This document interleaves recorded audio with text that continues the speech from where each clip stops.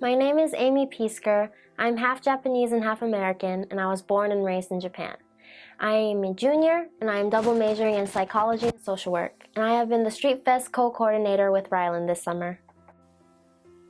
I'm Ryland Shoemaker, and I'm a senior at Calvin this year. I grew up in Abilene, Texas, and I'm studying international relations, environmental studies, and French.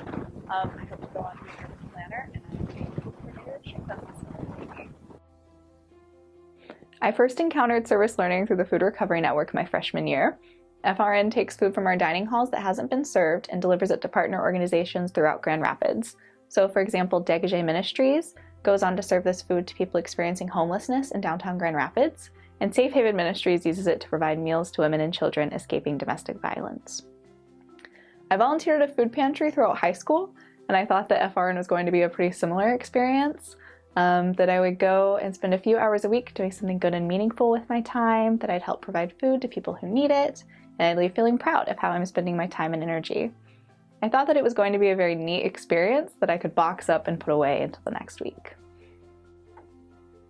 As you probably expect, my experience with FRN was very different from what I had anticipated.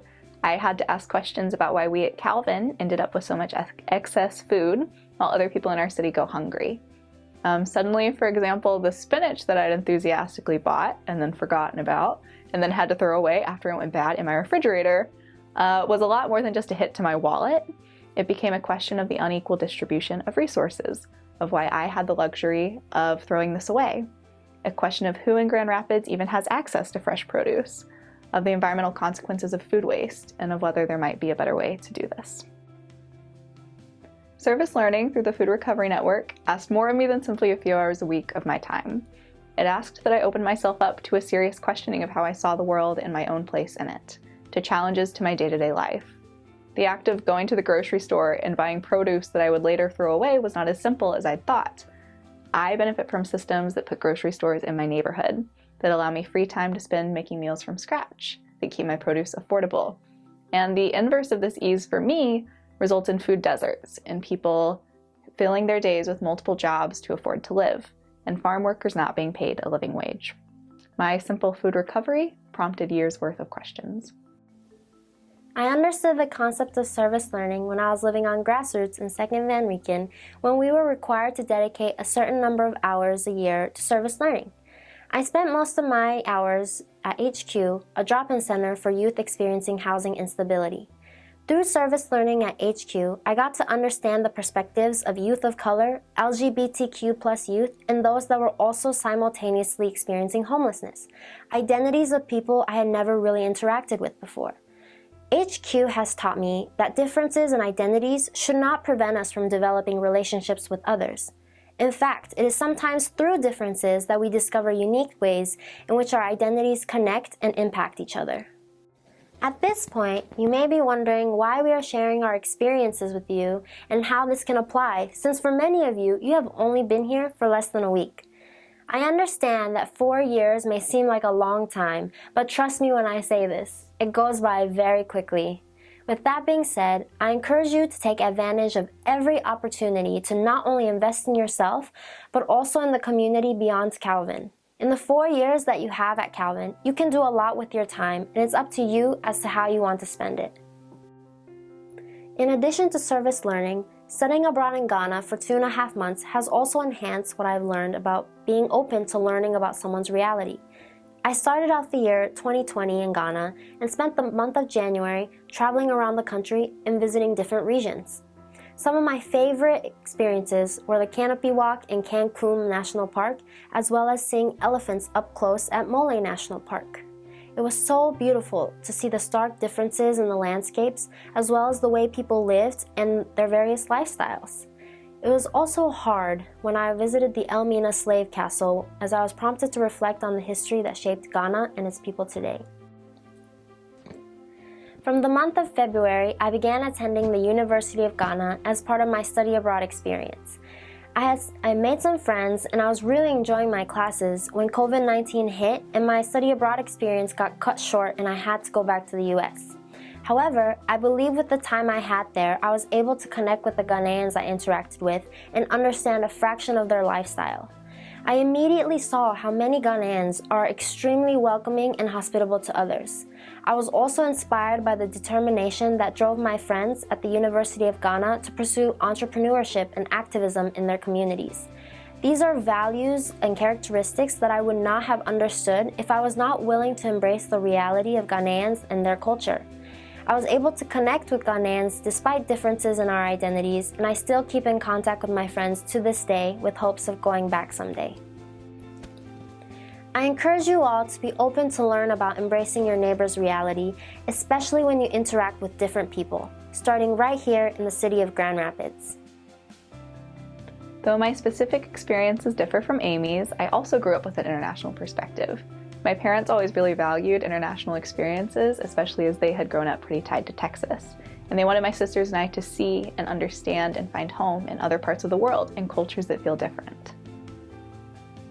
I really did have to learn how to do this, how to ask good questions, have empathy, especially across lines of difference, and to find genuine friendships with people who grew up in what felt like a whole different world. What's always been harder for me was the coming back, the returning to a small town in West Texas, and it was easy for me to be dismissive. I've had to work really hard to unlearn that, to remember that my hometown and the people within it are not less worthy of my attention just because my hometown feels a little less exciting than other places.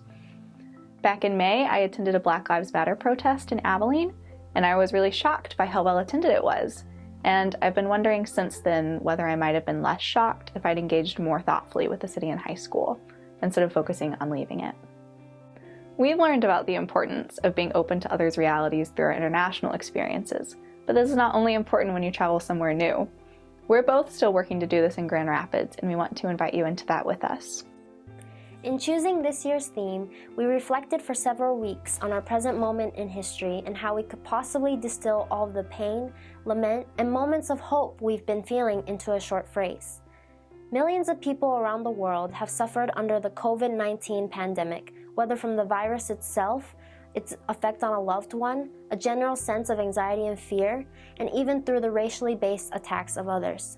Simultaneously, we witnessed and participated in an outpouring of grief led by our Black community members over the continued daily human cost of systemic racism.